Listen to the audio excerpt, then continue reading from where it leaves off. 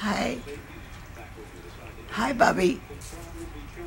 We I have learned to call you Bub, and you sign all of your correspondence as Bub, and that's fine. But I still, in my mind's eye, I always think of you as Bubby, my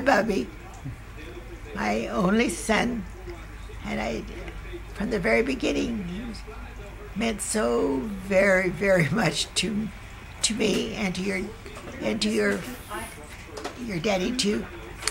And as far as your father went, he said, a boy, wonderful. He's going to be a great baseball player. It didn't always work out that way, but that's what he was thinking when a boy is going to be a baseball player.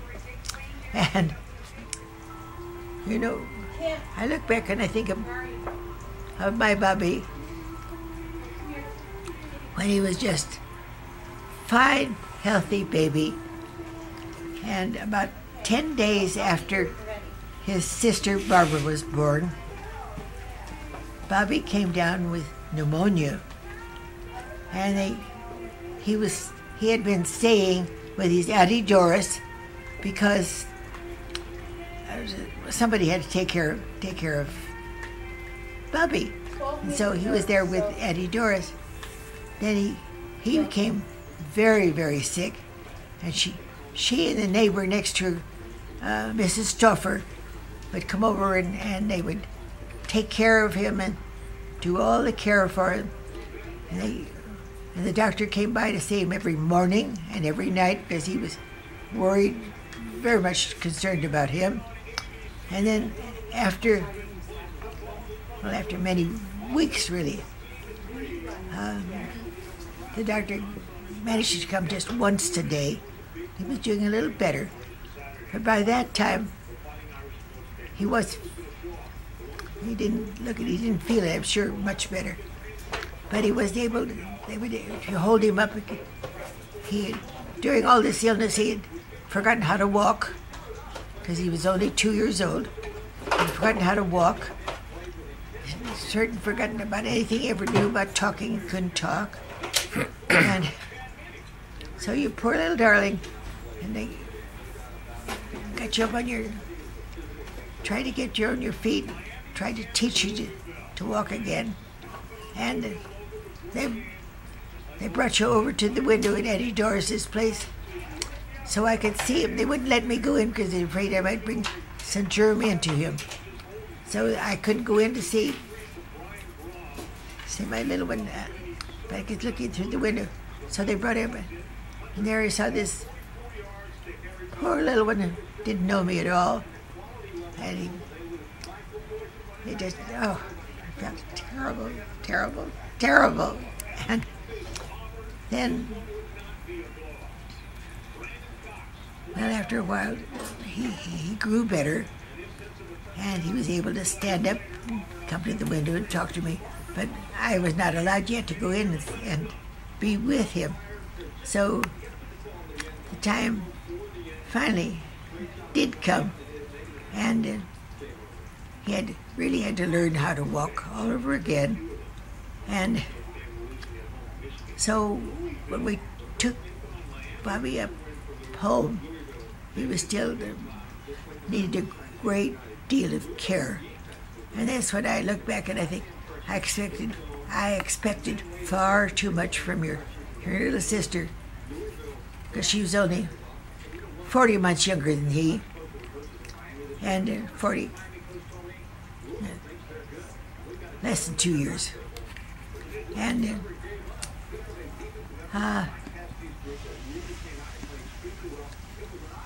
shaking my head here as I'm thinking about it.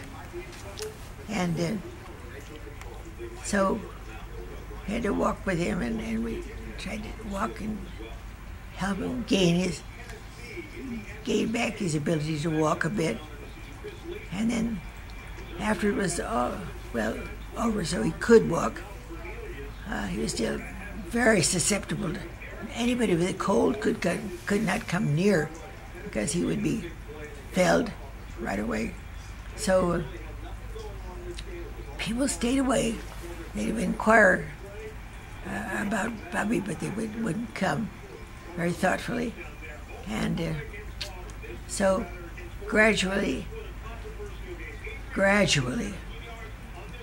you did get better. And then, strange thing, someone told Auntie Doris, who had taken care of her all this time, she and Mrs. Stoffer, and she said,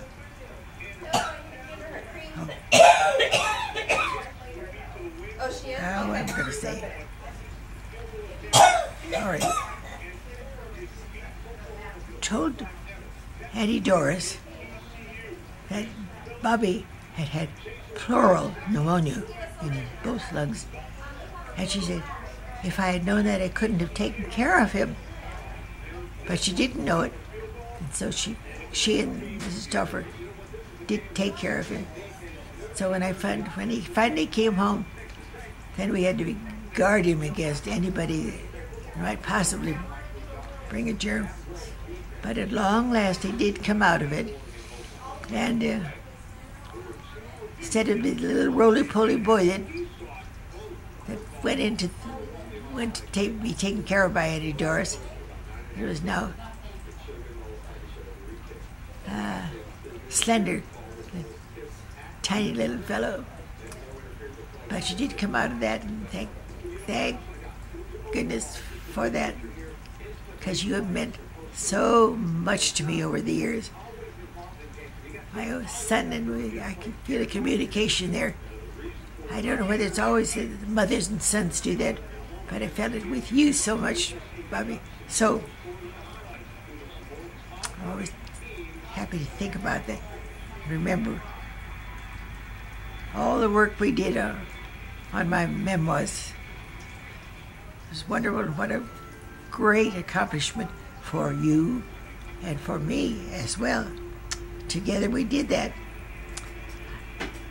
And, well, I could go rambling on, but I'm not going. I'm running out of... So, I love you, dear. I love you dearly.